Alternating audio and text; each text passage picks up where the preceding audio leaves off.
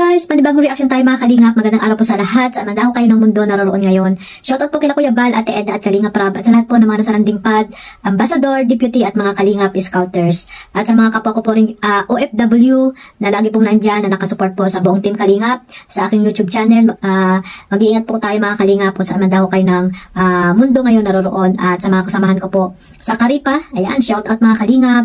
At supportahan po natin yung mga legit reactor. At ayun nga guys, ngayon po ay re-reaction na natin yung upload ni Kalingap Jomar about po dito sa kanyang pabahay mga kalingap, no? First pabahay po ni Kalingap Jomar. Wow, tuloy na po mga kalingap. At ayan, samahan niyo po akong panoorin yung clip video po na nakuha ko po dito sa pabahay ni Kalingap Jomar, no? Update po ito sa kanyang pabahay. So ayan guys, panoorin natin. Yun. Taas. Sa parting likod lang po yung mga kalingap. Yan po mga kalingap po. Grabe. Likod po yan. Po. Yan, finish na po nila sa likod. Morning, boss. Good morning po. Si Kuya Paul nasa taas.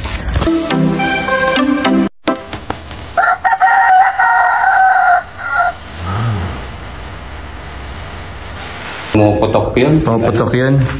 So medyo mas maganda ang quality yung binili ni format po. Ito po yung ano?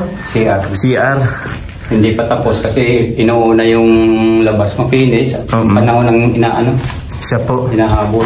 So yung sa taas po pala okay na rin po. Okay na yung mapag-usapan natin nga yung decision ko nito. Yung metal and floor natin. Bali ito. Ito po. Oops. Yung materialis na gagamitin natin dyan, gaya din yan. Ay, ganito po. Okay na lang ang gagamit dyan. Okay, opo. Konti kasi may dadagdagan na tayo. Yan. Ito na po. Matibay po to? Oo, matibay. Yan. Ay, oo nga, ano. Maano din talaga. Tapos yung hagdan natin, ganyan na rin ang ano niya, framing niya. Yung hagdan po? Oo. Okay. Saan po ba? For yung step niya, opo.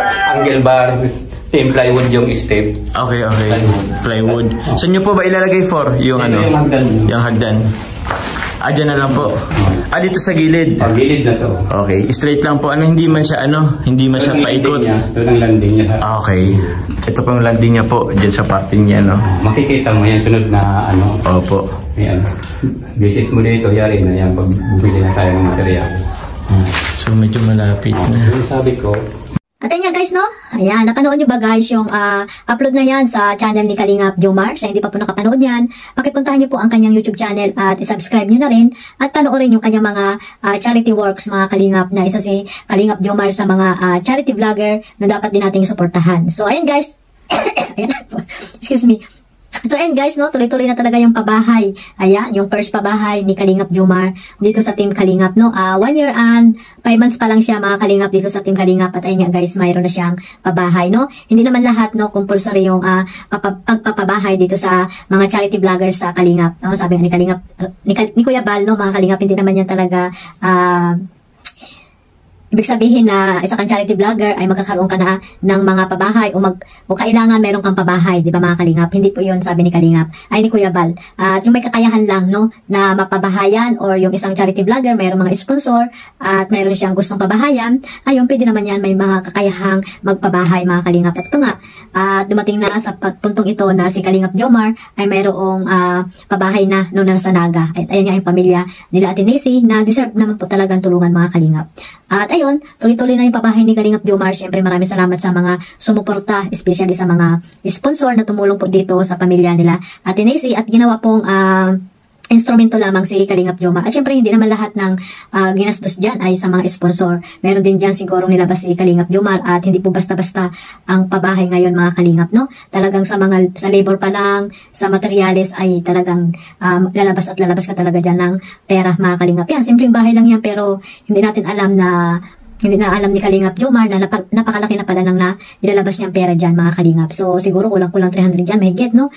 Maliit lang po yan pero grabe guys ang gastusin pag nagpabahay ka. Kaya sana guys, suportahan natin yung mga upload ni Kalingap Jomar, no? Isama po natin sa pagmamaraton at sana pagdating ng araw or buwan, ay hindi lamang yan po ang mapabahayan niya, no? Yung may mga pamilya pa na deserve na tulungan at pabahayan ni Kalingap Jomar. Alam naman natin na kayang-kaya ni Kalingap Jomar, no, na magpabahay kasi nga alam natin na maraming nakasuporta po dito kay Kalingap Jomar, yung mga bait na sponsor na gustong pabahayan, yung mga beneficiary po ni Kalingap Jomar, yung deserve na pabahayan mga Kalingap. Isa po yan sa mga napakalaking tulong, no? Pag ang isang beneficiary ay napabahayan nyo po kasi po ay bahay na po yan mga Kalingap, hindi lang yan basta-bastang tulong at napakalaki pong tulong po yan sa kanila. So sana guys, hindi lang si Ate Nisi yung mapabahayan, no, na beneficiary ni Kalingap Jomar. Kaya guys, samahan nyo akong suportahan si Kalingap Jomar, no, at ang iba pang mga charity vlogger na talagang focus po sa pag-charity at mayroong pusong paglingap like Kuya Bal Santos Matubang at Kalingap Rab na talagang may mga pabahay na po talaga mga Kalingap. Ayan, no, at na ano nila na tawag dito, yung ginagawa ni Kuya Bal ay parang ano nila, sinusundan ng mga charity vlogger. Isa na dyan nga si Kalingap Jomar. So ayan, no, abangan natin guys yung ano niyan, yung ribbon cutting, no, at ang iba pang update diyan sa bahay ni pabahay ni Kalingap Jomar. Ayan, abangan po natin mga Kalingap, at sa pag ribbon cutting niyan ay pupunta diyan sila Kuya Bal, no, sa Naga. At syempre si Carla. Ayan, sana walang pasok, no, yung mga sa ribbon cutting na pabahay ni Kalingap Jomar para makasama dito si Carla. Kaya abang-abang, daga akong naanos kasi mga Kalingap. Abang-abangan lang natin po yan. At ayun, maging masaya na lang po tayo kung ano man yung mga blessing na natanggap nila Jomar at ni Carla, no, mga Kalingap, lalo na ni Kalingap Jomar na talagang kailangan niya rin po ng revenue para po sa kanyang charity works mga Kalingap, no, sa kanyang mga iba pang mga beneficiary na kailangan po at deserve na tulungan. So ayun guys, supportahan lang po natin sila, no, yung mga charity vlogger saan man sulok ng lugar po dyan sa Pilipinas, mga Kalingap partners na nagcha-charity. Tulungan po natin silang panoorin ang kanilang mga video na ina-upload. Ito nga, si Kalingap Jomar, isama niyo po sa pagmamarathon mga supporters ng Jomcar mga Kalingap, no? So, isama niyo po sa inyong pagmamarathon para mas marami pang matulungan si Kalingap Jomar. At ayun guys, supportahan niyo rin si Carla Tupular Vlog. At huwag niyo rin po kalimutan supportahan siyempre ang ating ama ng Kalingap, Kuya Bal Santos Matubang. Isama niyo na po si Ate Edna. At syempre si Kalingap Rab at yung mga love team, no, na binuo ni Kalingap Rab, no, kung sino man yung mga, may mga ano dyan, love team na paborito, ayun, magsuportahan lang po tayo mga Kalingap para po sa ikagaganda po ng community ng Team Kalingap. At syempre yan yung layunin natin na suportahan po ang mga programa nila Kuya Bal at ni Kalingap Rab. Hanggang dyan lang po mga Kalingap, maraming salamat po sa suportahan niyo po sa aking YouTube channel, Kalingap Maymay. God bless po sa lahat at mag-iingat po tayong muli mga Kalingap. Bye-bye!